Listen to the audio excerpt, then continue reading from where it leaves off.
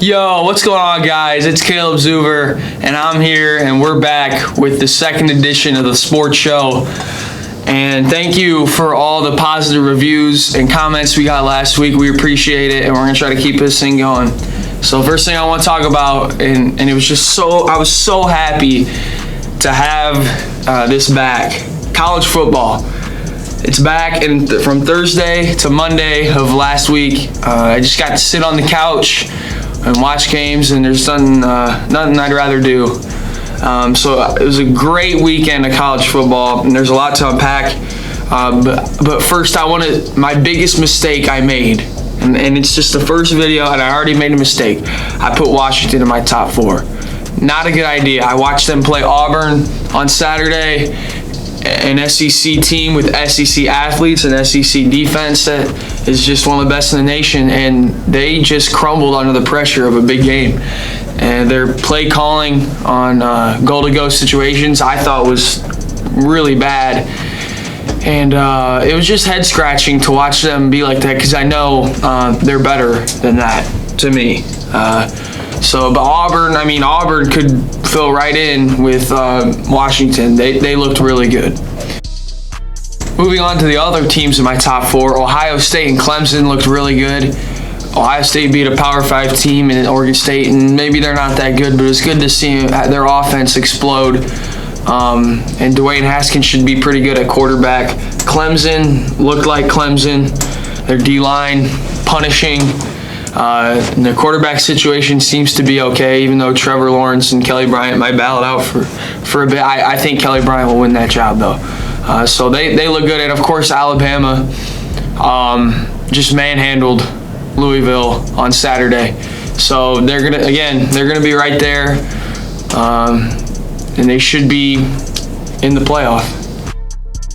The one team that really surprised me this weekend was the LSU Tigers. Joe Burrow, the former Ohio State backup, lit up Miami in a 33-17 win. I was shocked. I turned on that game on Sunday night and was really shocked at what Joe Burrow was able to do in that game. He was really, really efficient.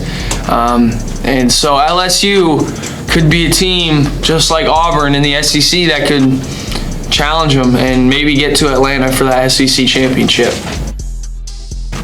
NFL starts this week, and so obviously I have to give my predictions. I'm just going to go through my winner for the NFC and the AFC and my Super Bowl pick to make things a little bit quicker.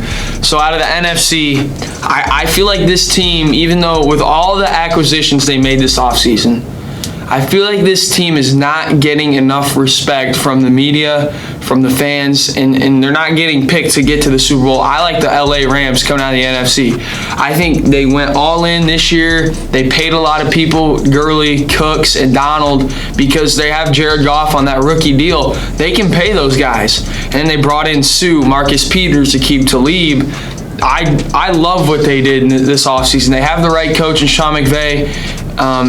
And I think they learned from last year. They made the playoffs last year. I think they win the division again. They get a bye. And I think they're going to win the NFC. Coming out of the AFC, I have the Pittsburgh Steelers. And even though Le'Veon Bell, we don't know how long he's going to be out, I think this is the year they put it together. They have all the pieces. And I think there's some questions around, why haven't they won more Super Bowls? I think this is the year they get it done. They have the most talent in the conference.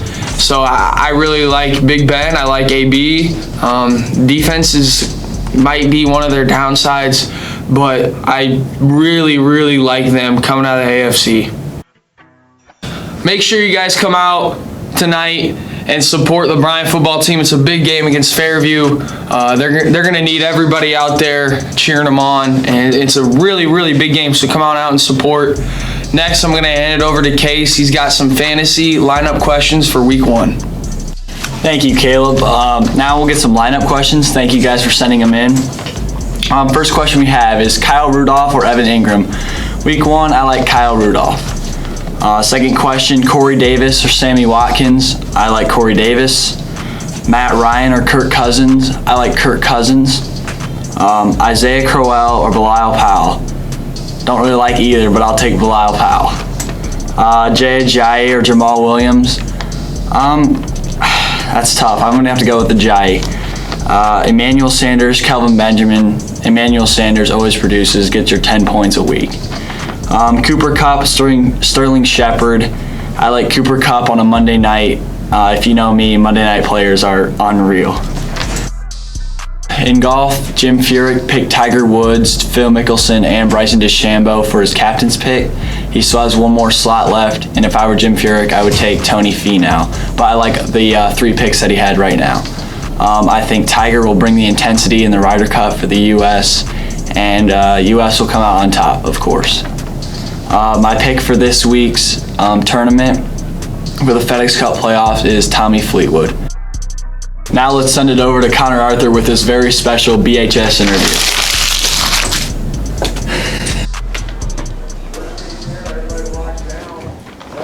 Thank you, Case. I'm here with Division I baseball commit, Benny Roebuck, who is committed to Kent State University. I'm here to interview him and ask him some questions about baseball and his love for the game. Benny, who or what has made the biggest impact on your life growing up in baseball? I've loved the game since I lived in California, and I've been playing it for a long time, so I just loved it since I started playing. So who has made the biggest impact on your baseball career up to this point? Probably my dad. He played pro ball, and he's taught me a lot about it, and it's just helped me with everything. What is your favorite part about baseball? Winning as a team and pursuing success. What made you choose Kent State University to play baseball? I bought into what the coaches were saying, telling me it just felt right. Congratulations on your commitment, and thank you for your time. Thank you.